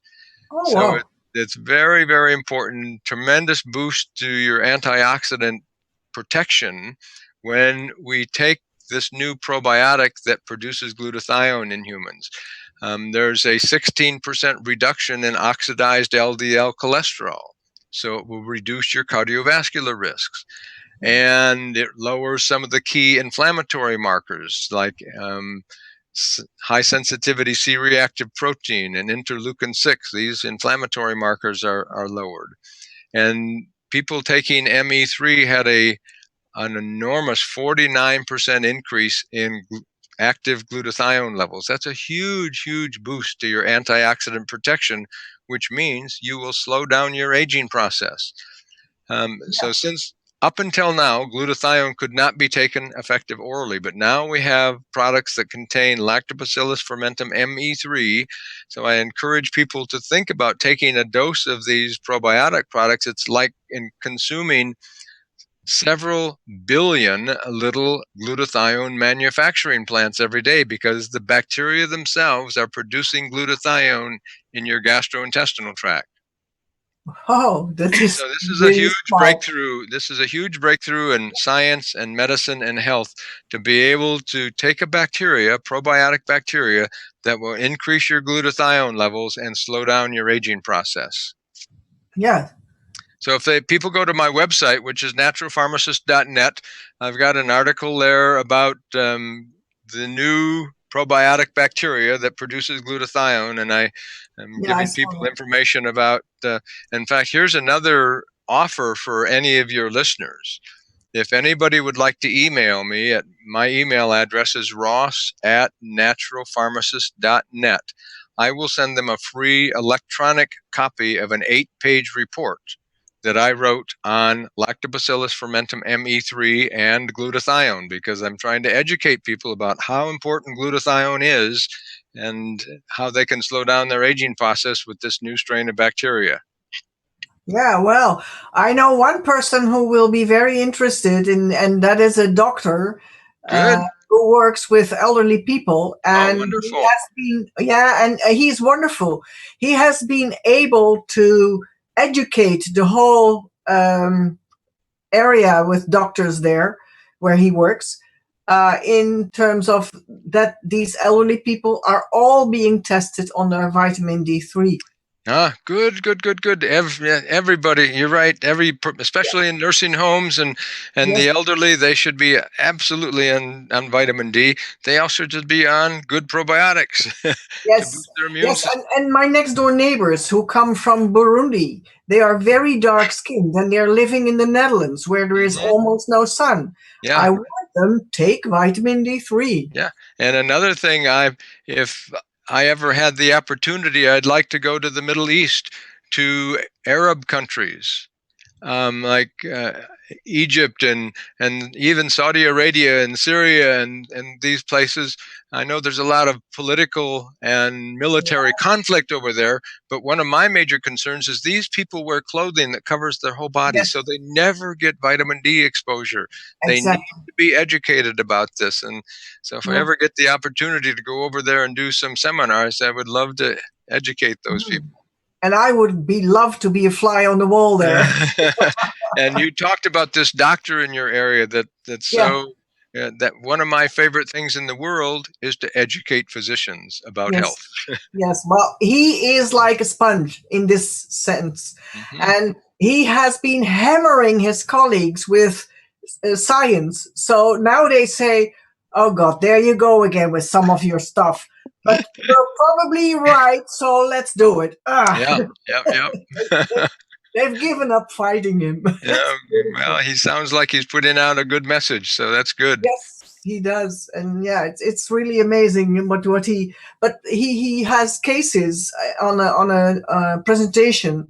He presented some of his cases, and all these doctors were flabbergasted. And then he said, "Well, yes, I did this and this and this and this, but this is the science behind it. Why I did it, and that's Hmm. why it does work." Good. So yeah, And he's educating people. Yeah. yeah, and That's kind of the way. That's the way I teach. Also, I yeah. give scientific concepts, but I present some studies that are the documentation and the verification and the credibility that Yeah. shows why it works. Yes, exactly. So, yeah, the how and the why. Yeah, Exactly. Yeah. yeah, yeah. It's amazing. I saw you mention on your website, I think, in one of the articles, Jeffrey Blend also. Oh, yes, Jeffrey Bland is Yes, one of he's my great, longtime isn't he? mentors. I think he should win the Nobel Prize for the greatest health educator of all time. Absolutely. I have been to almost every seminar he gave in Brussels. Oh, wonderful. I've known him for, I know, 15 years or so. Not Yeah, even longer, yeah. I've But been following him for 30 years, and he has a monthly biochemistry tape. yeah, It used to be taped, now it's downloaded from the internet, but I've subscribed to his monthly biochemistry update. Now he yeah, calls it functional medicine update, but I've yes, been a yeah, subscriber for 30 years. yeah. Yeah. He is amazing. Yeah. Yep. What he does, I'm trying to tell the audience, what he did was take mainstream science and then look at it from his perspective in the whole of things, in the process way of looking at things, Hmm. and then see why things are working or not working Yeah. and what's the best way. And that is what he is Yeah. explaining. Yeah. And actually, Jeffrey Bland now every year trains thousands of physicians in what he calls functional medicine. Yes. Yeah. So he's had a big influence in spreading the word in the medical community about the importance of functional medicine. Yes. And oh, weren't they after him in the beginning? Yeah, God. Yeah. yeah. But he's very articulate and a very good speaker. And Yeah, he is. Yeah, yeah. And he is very calm and yeah, just explaining yeah, and yeah. can't be bothered. Yeah. He's a good Yeah. man. Yeah, Yeah. Great, great, great man. Yeah. yeah. Yeah. Was really something. Um, yes, the normal, the new Uh-huh. the new normal deficiencies that people have. You mentioned magnesium. You mentioned vitamin D3. Are there other substances that people lack, generally speaking? Sure. Or Let me name a few of them. Magnesium is probably one of the most commonly deficient nutrients, and there are many classes of drugs that deplete magnesium.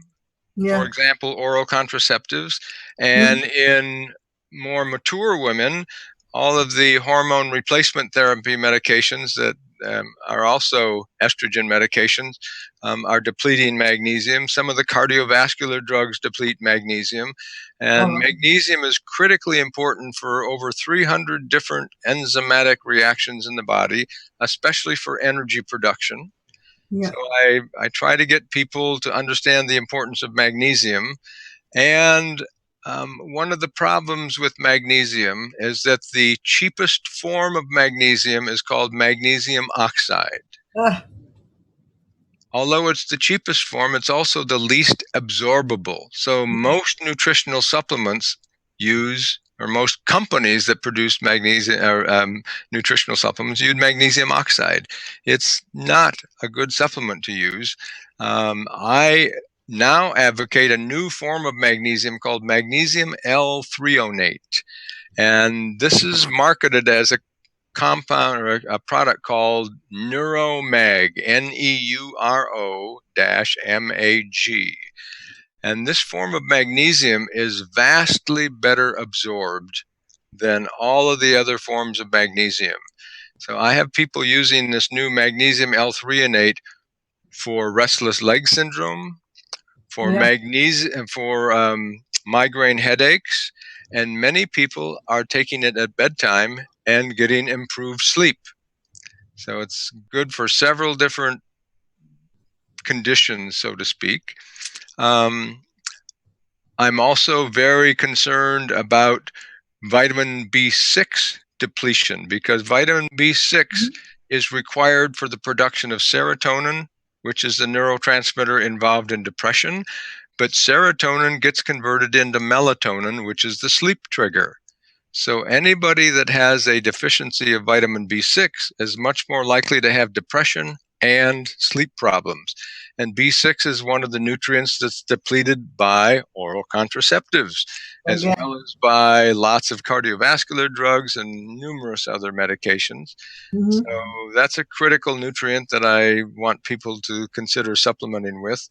Um, let me say a little bit more about coenzyme Q10, because I think coenzyme Q10 is possibly the most important anti-aging nutrient that's ever been discovered.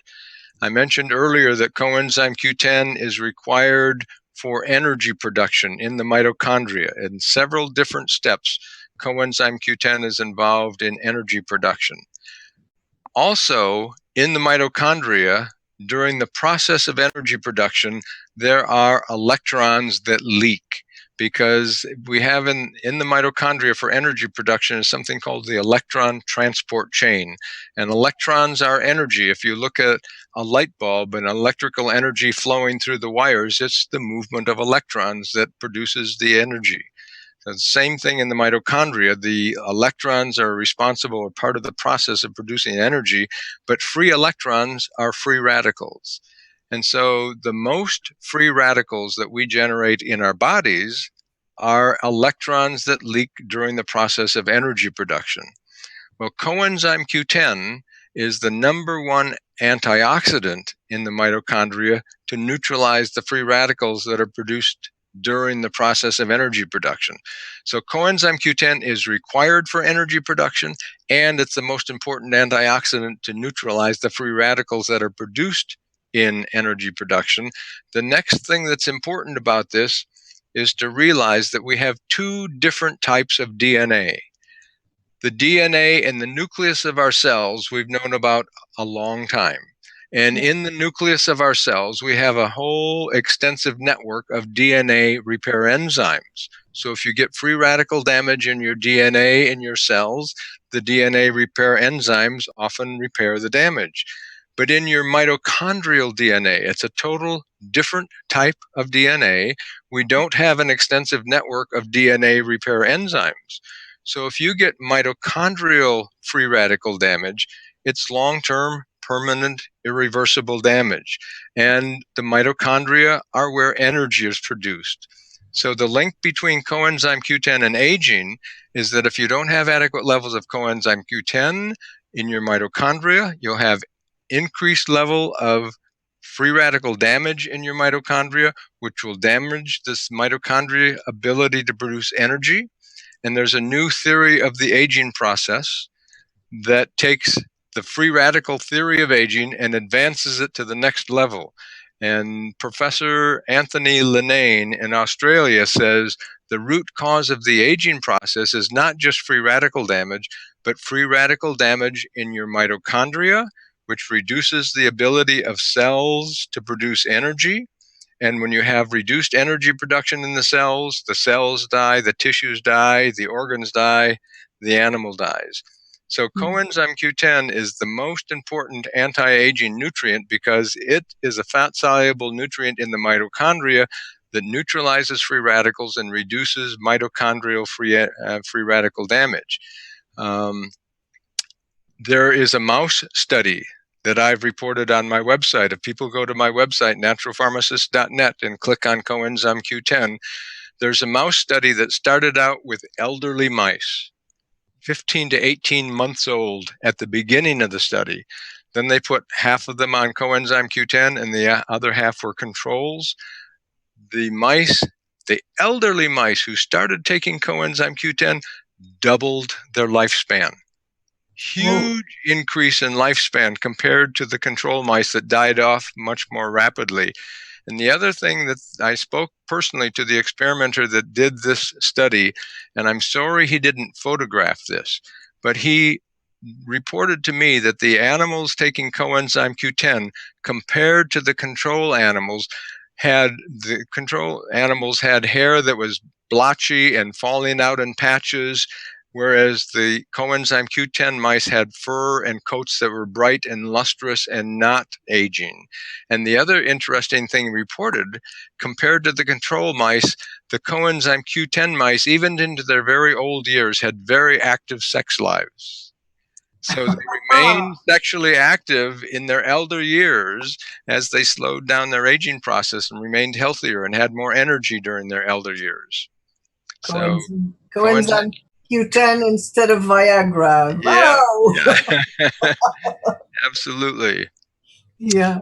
Zinc is another really important Yeah. nutrient. It's depleted by a number of drugs, and zinc is one of the most critical nutrients for your immune system. So it's very, very important to understand the importance of supplementing with some zinc, especially in the elderly. Zinc is a mineral that, among other things, controls your taste and sense of smell. And Yes. many times the elderly, because of zinc depletion, can't get much taste perception or smell perception from their food, so they start to lose interest in food, and Yeah. they then don't eat as well, and then they go downhill nutritionally because they're not eating well. Zinc supplementation can return the taste perception and the enjoyment of food.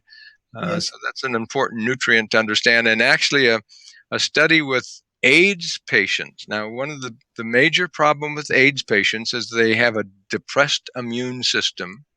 Yep. And the major cause of death in AIDS patients is opportunistic infections. Their immune system is so low that they easily catch infections and end up dying from the infections. Yeah. There was a study where HIV and AIDS patients had a control group, and the test group took 45 milligrams of zinc per day. The HIV patients that were taking 45 milligrams of zinc per day had almost a 50% reduction in the incidence of opportunistic infections. Whoa. So it wasn't improving their HIV and AIDS status, but it was supporting their immune system so they didn't get these infections, which oftentimes kills those patients. So zinc, very important nutrient. I would love to be able to influence the medical people that are involved in HIV and AIDS in Africa Yeah. to make them realize that the HIV and AIDS drugs often deplete zinc. They're weakening the immune system. They need to give these people zinc to support their immune system. It just costs pennies a day. Yes. Is it true that you can see that people are deficient in zinc when they have these white spots on their nails? Yes, that's oftentimes a zinc deficiency. That's one of the telltale signs of being, it's called spooning on the nails. When you have big white spots or ridges on the nails, can be nutritional deficiency. Yeah.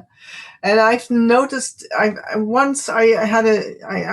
came across a study that was with boys, young boys in educational systems that were for boys with not a very high IQ. And that these boys would have a lot of zinc deficiencies.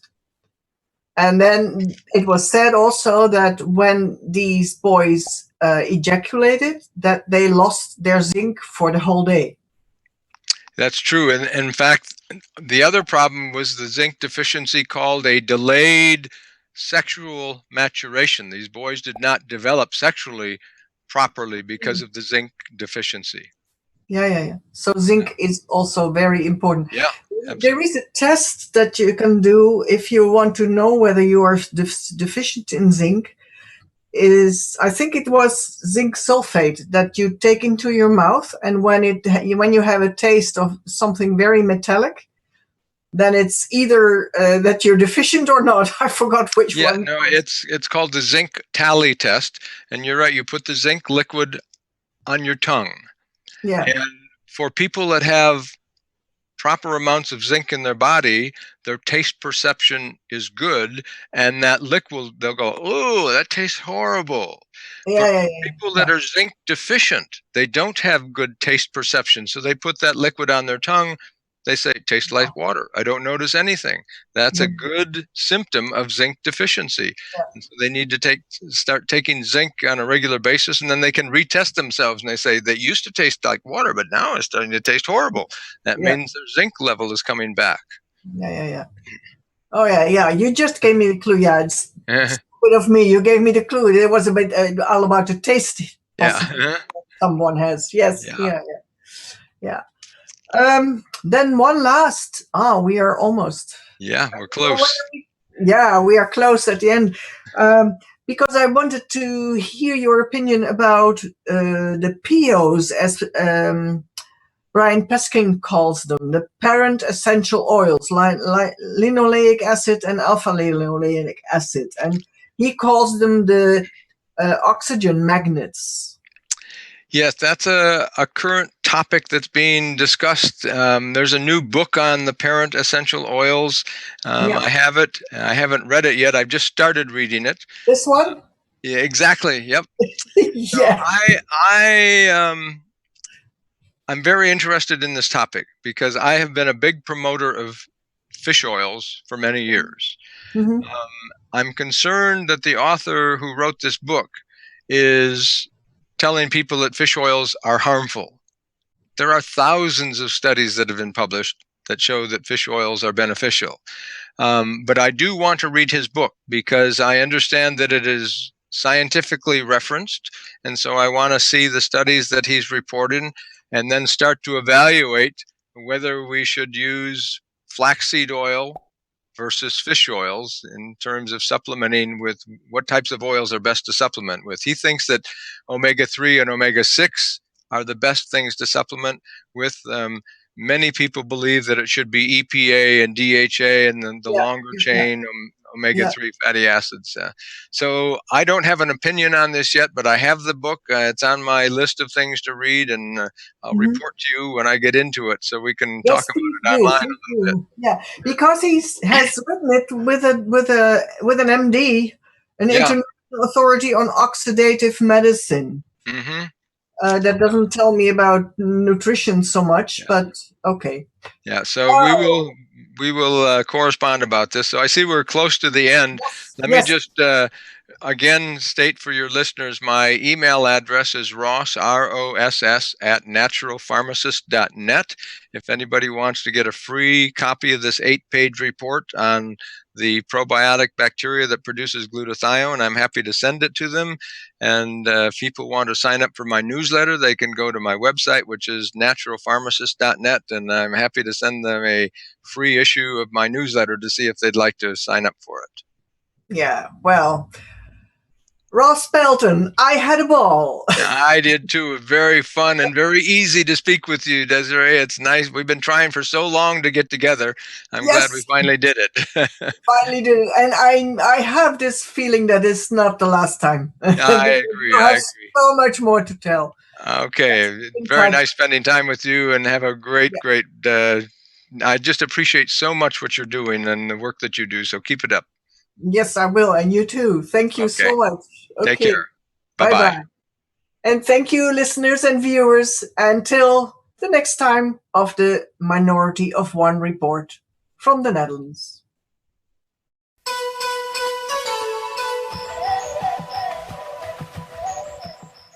The pursuit of a free, fair, just, sustainable world should be the focus of every person on our planet. The reason it is not is because people are kept distracted by the illusions and deceit propagated by the corporately controlled mainstream media. In recent years, the rise in truly informed, savvy researchers and journalists who have all taken to the air in various capacities has given rise to a new genre of media. We have seen the explosion of truly free and independent media, and thus the need to create an ethical live broadcast network that facilitated these brave and tireless souls became apparent. With a great amount of research and meticulous planning, Conscious Consumer Network was created. CCN is a first-of-its-kind broadcast network that is specifically dedicated to free and independent media with absolutely no government control, corporate sponsorship, or advertising. The live broadcast network runs full-time with an average of 25 shows and live broadcasts a week. The high-definition live stream is free to view and is accessible from any computer terminal with online access, including laptops, tablets, smartphones, and smart TVs. All shows are archived onto YouTube and are freely available to view in order to educate and inform as many as we can without imposing monetary limitations. CCN was successfully launched on the 1st of January 2015 and has gone from strength to strength as we have improved and increased the capacities and functionalities of the network as well as an ever-rotating and improving lineup of content which is broadcast daily. CCN is blessed to be the home of some of the hardest-hitting, most cutting-edge, truly educational and informative materials.